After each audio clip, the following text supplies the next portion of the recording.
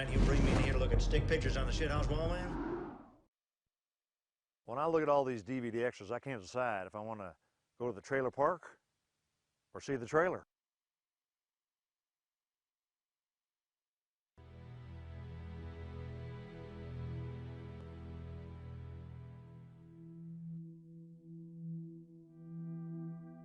Elvis dreamed he had his dick out, checking to see if the bump on the head of it had filled with pus again.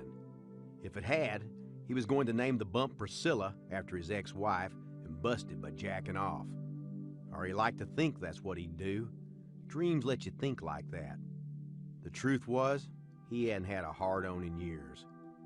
That bitch Priscilla gets a new hairdo and she's gone just because she caught him fucking a big-titty gospel singer.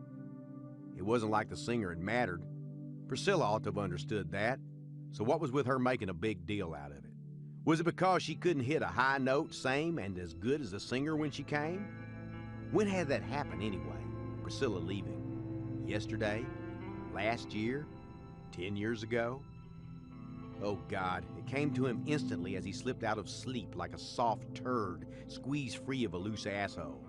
For he could hardly think of himself or life in any context other than sewage, since so often he was too tired to do anything other than let it all fly in his sleep.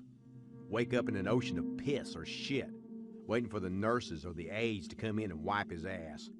But now it came to him. Suddenly he realized it had been years ago that he had supposedly died, and longer years than that since Priscilla left. And how old was she anyway? 65? 70? And how old was he? Christ, he was almost convinced he was too old to be alive and had to be dead. But he wasn't convinced enough, unfortunately. He knew where he was now, and in that moment of realization, he sincerely wished he were dead. This was worse than death. From across the room, his roommate, Bull Thomas, bellowed and coughed and moaned and fell back into painful sleep, the cancer gnawing at his insides like a rat plugged up inside a watermelon. Bull's bellow of pain and anger and indignation at growing old and disease was the only thing bullish about him now. Though Elvis had seen photographs of him when he was younger, and Bull had been very bullish indeed. Thick-chested, slab-faced, and tall. Probably thought he'd live forever and happily, a boozing, pill-popping, swinging dick until the end of time. Now Bull was shrunk down, was little more than a wrinkled sheet-white husk that throbbed with occasional pulses of blood while the carcinoma fed. Elvis took hold of the bed's lift button, eased himself upright. He glanced at Bull. Bull was breathing heavily and his bony knees rose up and down like he was pedaling a bicycle. His kneecaps punched feebly at the sheet, making pup tents that rose up and collapsed, rose up and collapsed. Elvis looked down at the sheet stretched over his own bony knees. He thought, my God, how long have I been here? Am I really awake now? Or am I dreaming I'm awake? How can my plans have gone so wrong? When are they going to serve lunch? And considering what they serve, why do I care? And if Priscilla discovered I was alive, would she come see me? Would she want to see me? And would we still want to fuck? Or will we have to merely talk about it? Is there finally and really anything to life other than food and shit and sex? Elvis pushed the sheet down to do what he had done in the dream. He pulled up his gown, leaned forward, and examined his dick. It was wrinkled and small. It didn't look like something that had dive-bombed movie starlet pussies or filled their mouths like a big zucchini or pumped forth a load of sperm frothy as cake icing. The healthiest thing about his pecker was the big red bump with the black ring around it and the pus-filled white center. Fact was, that bump kept growing. He was going to have to pull a chair up beside his bed and put a pillow in it so the bump would have some place to sleep at night. There was more pus in that damn bump than there was cum in his loins. Yep, the old diddle bopper was no longer a flesh cannon loaded for bare ass. It was a peanut too small to harvest, wasting away on the vine.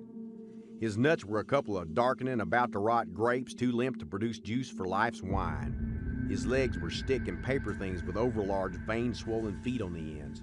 His belly was such a bloat it was a pain for him to lean forward and scrutinize his dick and balls. Pulling his gown down and the sheet back over himself, Elvis leaned back and wished he had a peanut butter and banana sandwich fried in butter. There had been a time when he and his crew would board his private jet and fly clean across country just to have a special-made fried peanut butter and nanner sandwich. He could still taste the damn things. Elvis closed his eyes and thought he would awake from a bad dream, but didn't. He opened his eyes again slowly and saw that he was still where he had been, and things were no better. He reached over and opened his dresser drawer and got out a little round mirror and looked at himself. He was horrified. His hair was white as salt and had receded dramatically. He had wrinkles deep enough to conceal outstretched earthworms, the big ones, the night crawlers. His pouty mouth no longer appeared pouty. It looked like the drooping wattles of a bulldog, seeming more that way because he was slobbering a mite. He dragged his tired tongue across his lips to daub the slobber, revealed to himself in the mirror that he was missing a lot of teeth. God damn it. How had he gone from the king of rock and roll to this? An old guy in a rest home in East Texas with a growth on his dick. And what was that growth? Cancer? No one was talking. No one seemed to know. Perhaps the bump was a manifestation of the mistakes of his life, so many of them made with his dick. He considered on that. Did he ask himself this question every day or just now and then? Time sort of ran together when the last moment and the immediate moment and the moment forthcoming were all alike. Shit, when was lunchtime? Had he slept through it? Was it about time for his main nurse again? The good-looking one with the smooth chocolate skin and tits like grapefruits?